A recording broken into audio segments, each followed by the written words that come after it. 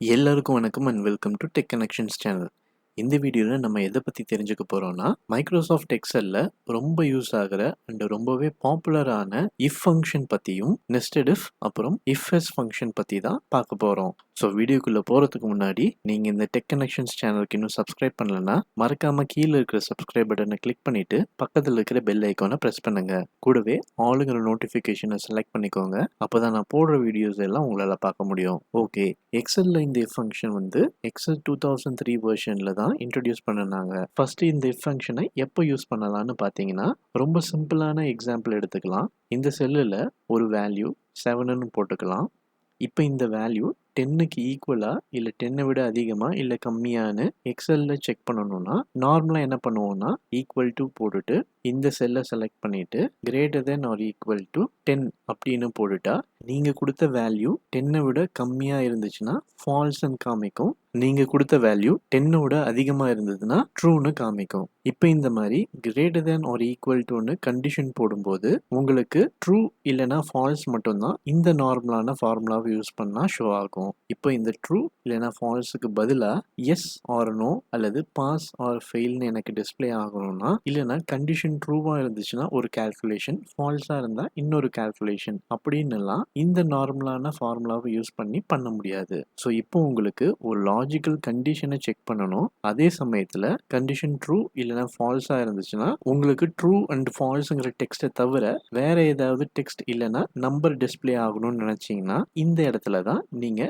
நார்மலான ஃபார்முலாவை விட்டுட்டு இஃப் ஃபங்க்ஷனை யூஸ் பண்ணணும். இந்த மாதிரி இஃப் ஃபங்க்ஷனை என்னென்ன லாஜிக்கல் கண்டிஷன்ஸ்க்கு யூஸ் பண்ணலாம்னு பார்த்தீங்கன்னா, equal to, less than, greater than or equal to, less than or equal to, not equal to. இந்த லாஜிக்கல் ஆப்ரேட்டர்ஸை வச்சு தான் இந்த இஃப் ஃபங்க்ஷனை நம்ம யூஸ் பண்ண முடியும். ஓகே, இப்போ நம்ம இந்த இஃப் ஃபங்க்ஷனை எப்போ யூஸ் பண்ணலாம்னு பார்த்துட்டோம். அப்புறம் எந்தெந்த லாஜிக்கல் ஆப்ரேட்டர்ஸ் எல்லாம் யூஸ் பண்ணலாம் அப்படின்னு பார்த்தோம். இப்போ இந்த இஃப் ஃபங்க்ஷனை எப்படி யூஸ் பண்ணுறதுன்னு பார்க்கலாம். அதுக்கு இந்த செல்லை செலக்ட் பண்ணிட்டு இங்கே எஃப்எக்ஸுங்கிற இன்சர்ட் ஃபங்க்ஷனை கிளிக் பண்ணுனா இன்சர்ட் ஃபங்க்ஷன் ஸ்க்ரீன் ஓப்பன் ஆகும். இங்கே சர்ச் ஃபார் அ ஃபங்க்ஷன் ஃபீல்டில் இஃப்ன்னு டைப் பண்ணிட்டு கோ கிளிக் பண்ணுங்க.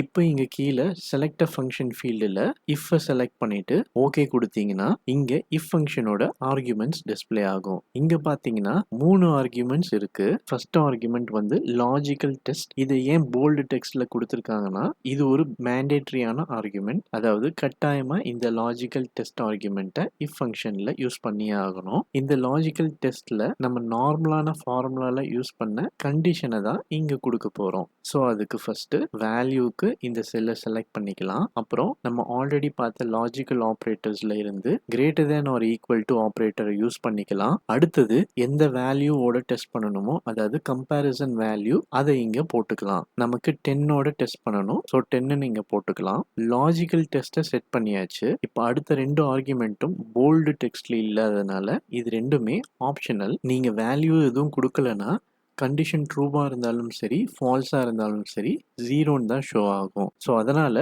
நம்ம இந்த 2 ஆர்குமெண்ட்ஸுக்கும் வேல்யூ கொடுக்கலாம். இப்போ இந்த செகண்ட் ஆர்குமெண்ட்டில் லாஜிக்கல் டெஸ்ட்டில் கொடுத்த கண்டிஷன் ட்ரூவாக இருந்தால் எஸ் ஷோ ஆகணும்.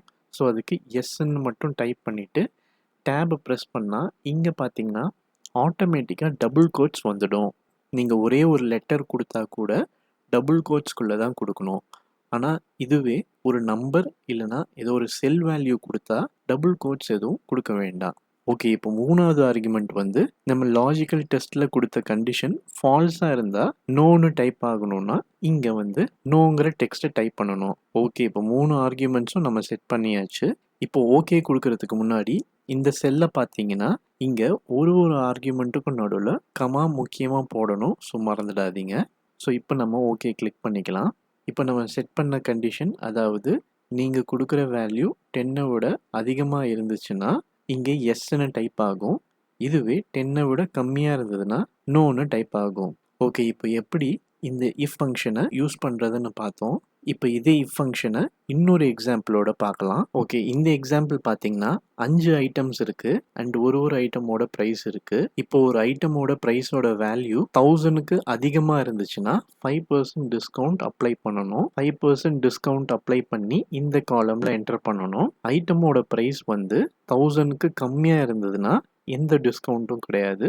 இப்போ இந்த இடத்துலயும் லாஜிக்கல் கண்டிஷனை தான் யூஸ் பண்ணணும். ஸோ அதனாலயும் அண்ட் கண்டிஷன் ட்ரூவா இருந்தா ஒரு கால்குலேஷனை யூஸ் பண்ண போறோம். ஸோ இந்த 2 காரணத்தினால நம்ம இதுக்கு முன்னாடி பார்த்த நார்மலான ஃபார்முலாவை யூஸ் பண்ண முடியாது. அதுக்கு பதிலா இஃப் ஃபங்க்ஷன் தான் யூஸ் பண்ண போறோம். இப்போ இஃப் ஃபங்க்ஷனை யூஸ் பண்றதுக்கு போன எக்ஸாம்பிள்ல இன்சர்ட் ஃபங்க்ஷன்ல போயிட்டு பண்ணுனதை இப்போ இந்த செல்லுல இருந்தே பண்ணலாம். ஸோ ஃபார்முலா ஆரம்பிக்கிறதுக்கு ஈக்குவல் டு போட்டுட்டு இஃப்னு டைப் பண்ணா இங்க ஷோ ஆகும். இப்போ இதை செலக்ட் பண்ணிட்டு டேப் ப்ரெஸ் பண்ணினீங்கன்னா ஆட்டோமேட்டிக்கா இஃப் ஃபங்க்ஷனோட ஃபார்முலா செட் ஆகிடும். இப்போ இந்த இடத்துல இந்த இஃப் ஃபங்க்ஷனோட ஆர்குமெண்ட்ஸ்லாம் ஷோ ஆகுது. நம்ம ஆல்ரெடி பார்த்த 3 ஆர்குமெண்ட்ஸும் ஷோ ஆகும். ஃபர்ஸ்ட் வந்து லாஜிக்கல் டெஸ்ட். ஸோ இங்க நம்மளோட கண்டிஷனை லாஜிக்கல் ஆப்ரேட்டரை யூஸ் பண்ணி கொடுக்கணும். ஸோ இந்த எக்ஸாம்பிள் படி ப்ரைஸோட வேல்யூக்கு இந்த செல்லை செலக்ட் பண்ணிட்டு ஸோ லாஜிக்கல் ஆப்ரேட்டருக்கு greater than or equal to use பண்ணிட்டு கம்பேரிசன் வேல்யூக்கு 1000ங்கிற வேல்யூ என்டர் பண்ணிக்கலாம். இப்போ கமா போட்டுக்கலாம். அண்ட் அடுத்த ஆர்குமெண்ட் கண்டிஷன் ட்ரூவா இருந்தா ப்ரைஸ்ல இருந்து 5% எவ்வளோ அப்படிங்கிறத கால்குலேட் பண்ணணும். ஸோ அதுக்கு திரும்பவும் ப்ரைஸோட செல்லை செலக்ட் பண்ணிட்டு மல்டிப்ளை பை 5%ன்னு போட்டுக்கலாம். இப்போ கண்டிஷன் ட்ரூவா இருந்தா இந்த கால்குலேஷன் தான் நடக்கும். அதுவே கண்டிஷன் ஃபால்ஸை வந்து 3வது ஆர்குமெண்ட்ல நம்ம கொடுக்குறோம். ஸோ நம்மளோட ப்ரைஸோட வேல்யூ 1000க்கு கம்மியாக இருந்தால் டிஸ்கவுண்ட் அமௌண்ட் எதுவும் கிடையாது. ஸோ நம்ம எதுவுமே போடாமல் ஜஸ்ட் 2 டபுள் கோட்ஸை போட்டுட்டு ப்ராக்கெட்டை க்ளோஸ் பண்ணிடலாம். இப்போ இந்த ஃபில் ஹேண்டில் ட்ராக் பண்ணி மற்ற ரோஸ்க்கும் இந்த இஃப் ஃபங்க்ஷனை செட் பண்ணிடலாம். இப்போ இங்கே பார்த்தீங்கன்னா 1000க்கு மேலே இருந்தால் மட்டும் நம்ம மென்ஷன் பண்ண ஃபார்முலா படி டிஸ்கவுண்ட் அமௌண்ட் கால்குலேட் பண்ணி வேல்யூ டிஸ்பிளே ஆகுது. கண்டிஷன் ஃபால்ஸாக இருந்தால் டிஸ்கவுண்ட் எதுவும் கிடையாது. ஓகே, இப்போ எப்படி ஒரு இஃப் ஃபங்க்ஷனில் லாஜிக்கல் டெஸ்ட்டில் லாஜிக்கல் ஆப்ரேட்டர் வச்சு கண்டிஷன் செட் பண்ணுறதுன்னு பார்த்தோம். அப்புறம் எப்படி கண்டிஷன் ட்ரூவா இல்லைனா ஃபால்ஸாக இருந்தால் டெக்ஸ்ட் இல்லைனா கால்குலேஷனை யூஸ் பண்ணுறதுன்னு பார்த்தோம். ஓகே, இப்போ வரைக்கும் நம்ம ஒரே ஒரு இஃப் ஃபங்க்ஷனை தான் யூஸ் பண்ணணும். இப்போ அடுத்த எக்ஸாம்பிளில் எப்படி மல்டிபிள் இஃப் ஃபங்க்ஷன் அதாவது நெஸ்டட் இஃப்பை யூஸ் பண்ணலான்னு பார்க்கலாம். இப்போ இந்த எக்ஸாம்பிள் பார்த்தீங்கன்னா ஸ்டூடெண்ட்ஸோட பேர் இருக்குது அண்ட் அவங்களோட மார்க்ஸ் இருக்குது. இப்போ இந்த இடத்துல எவ்வளோ மார்க்ஸ் எடுத்தால் என்ன கிரேடுன்னு போட்டிருக்கு. So marks greater than or equal to 80 இருந்தால் A grade, marks greater than or equal to 60 இருந்தால் B grade, marks greater than or equal to 40 இருந்தால் சி கிரேட், மார்க் வந்து 40க்கும் கம்மியாக இருந்தால் டி கிரேடுன்னு செட் பண்ணணும். ஸோ இந்த 4 கண்டிஷன்ஸையும் ஒரே இஃப் ஃபங்க்ஷனில் போட முடியாது. ஸோ இங்கே தான் நம்ம வந்து நெஸ்டட் இஃப்னா என்னென்னா ஒரு இஃப்குள்ளே இன்னொரு இஃப் யூஸ் பண்ண போகிறோம். ஓகே, அது எப்படி பண்ணுறதுன்னு பார்க்கலாம். இப்போ இந்த செல்லில் ஈக்குவல் டு என்டர் பண்ணிவிட்டு இஃப்னு டைப் பண்ணிவிட்டு டேப் ப்ரெஸ் பண்ணால் இஃப் ஃபங்க்ஷனோட ஃபார்முலா செட் ஆகிடும். ஃபர்ஸ்ட் ஆர்குமெண்ட் நம்மளுக்கு தெரியும் லாஜிக்கல் டெஸ்ட். அதில் மார்க்ஸுக்கு இந்த செல்லை செலக்ட் பண்ணிவிட்டு லாஜிக்கல் ஆப்ரேட்டருக்கு கிரேட்டர் தேன் ஆர் ஈக்குவல் டுன்னு போட்டுட்டு கம்பேரிசன் வேல்யூக்கு 80ங்கிற வேல்யூவை என்டர் பண்ணிக்கலாம். இப்போது அடுத்த ஆர்குமெண்ட்டுக்கு போகிறதுக்கு முன்னாடி கமா போட்டுட்டு இப்போ செகண்ட் ஆர்குமெண்ட்டுக்கு நம்ம செட் பண்ண கண்டிஷன் ட்ரூவாக இருந்தால் ஏ கிரேட் கொடுக்கணும். ஸோ ஏங்கிறது ஒரு லெட்டர் ஒரு டெக்ஸ்ட்டுங்கிறதுனால டபுள் கோட்ஸ்குள்ளே டைப் பண்ணிக்கலாம் கமா. இப்போ 3வது ஆர்குமெண்ட் நம்ம இது வரைக்கும் பார்த்ததுபடி நம்ம செட் பண்ண கண்டிஷன் ஃபெயில் ஆச்சுன்னா என்ன வேல்யூ வரணுமோ அதுதான் இங்கே போடுவோம். ஆனால் இந்த நெஸ்டட் இஃப்ல ஒரு சின்ன சேஞ்ச். அது என்னன்னா நம்ம செட் பண்ண கண்டிஷன் ஃபெயில் அப்படின்னா அதாவது மார்க்ஸ் வந்து 80க்கும் கம்மியாக இருந்துச்சுன்னா எந்த வேல்யூ வரணுங்கிறத போடுறதுக்கு பதிலாக ஃபர்ஸ்ட் கண்டிஷனோட ஃபால்ஸ் ஆர்குமெண்ட்ல நம்ம செகண்ட் கண்டிஷனை என்டர் பண்ண போகிறோம். அதாவது இந்த 3வது ஆர்குமெண்ட்ல நம்ம இன்னொரு கண்டிஷனை நம்ம செட் பண்ண போகிறோம். அதுக்கு திரும்பவும் இஃப்னு போட்டுட்டு பிராக்கெட் ஓப்பன் பண்ணிட்டு லாஜிக்கல் டெஸ்ட் ஆர்குமெண்ட்ல மார்க்ஸ் வந்து 80க்கு கம்மியா பட் 60க்கு அதிகமாக இருக்குதா அப்படிங்கிற கண்டிஷனை தான் இங்கே செட் பண்ண போகிறோம். மார்க்ஸ்க்கு திரும்பவும் F7 greater than or equal to 16 போட்டுட்டு இந்த கண்டிஷன் ட்ரூ ஆச்சுன்னா பின்னு என்டர் பண்ணிக்கலாம். இப்போ அகெயின் இந்த கண்டிஷனோட ஃபால்ஸ் ஆர்குமெண்ட்ல நம்ம 3வது கண்டிஷனை இன்சர்ட் பண்ண போகிறோம்.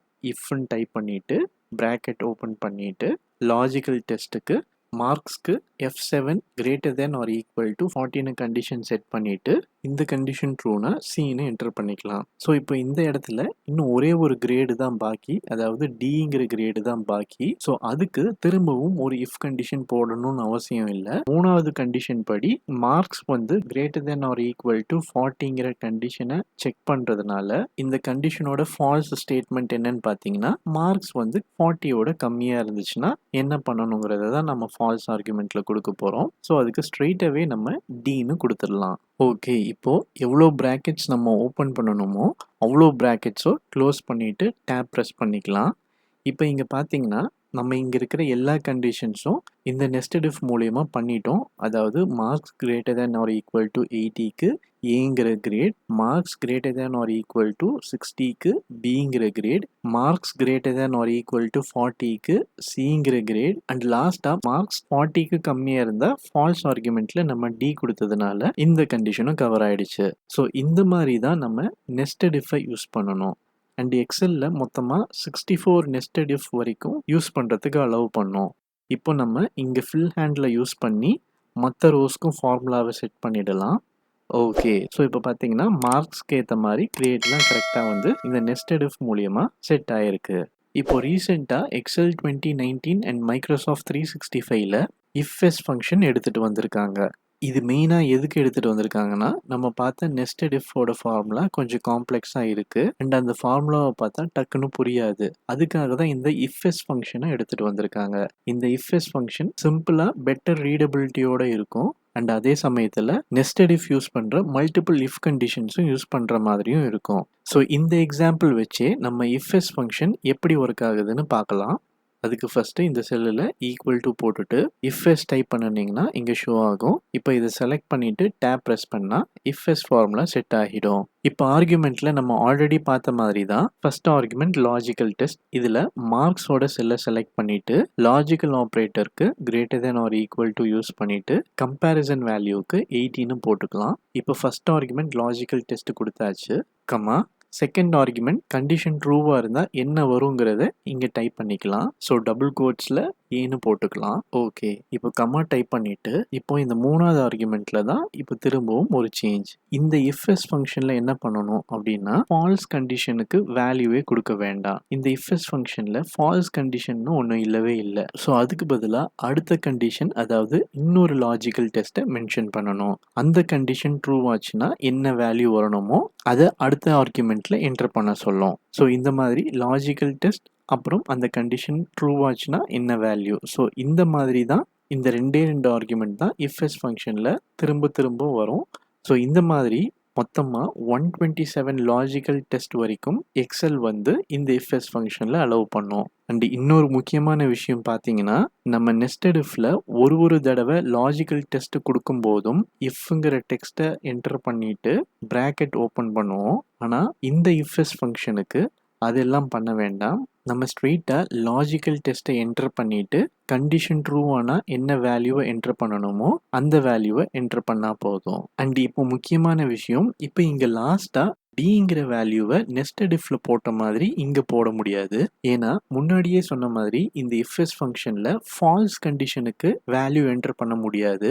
ஸோ அதனால் இஃப்எஸ்ல கடைசி வேல்யூவை எப்படி என்டர் பண்ணணும் அப்படின்னா லாஜிக்கல் டெஸ்ட் ஆர்குமெண்ட்ல நம்ம ட்ரூ அப்படிங்கிற டெக்ஸ்ட்டை என்டர் பண்ணணும். இங்கே ட்ரூங்கிற டெக்ஸ்ட் எதுக்கு நம்ம யூஸ் பண்ணுறோம் அப்படின்னா, முன்னாடி கொடுத்த எல்லா கண்டிஷன்ஸும் ஃபெயில் ஆயிடுச்சுன்னா கடைசியாக இந்த லாஜிக்கல் டெஸ்ட் வரும்போது நம்ம எந்த ஆப்ரேட்டர் வச்சு எந்த கண்டிஷனும் செட் பண்ணாமல் ஆட்டோமேட்டிக்காக கண்டிஷனை ட்ரூன்னு செட் பண்ணிட்டோம்.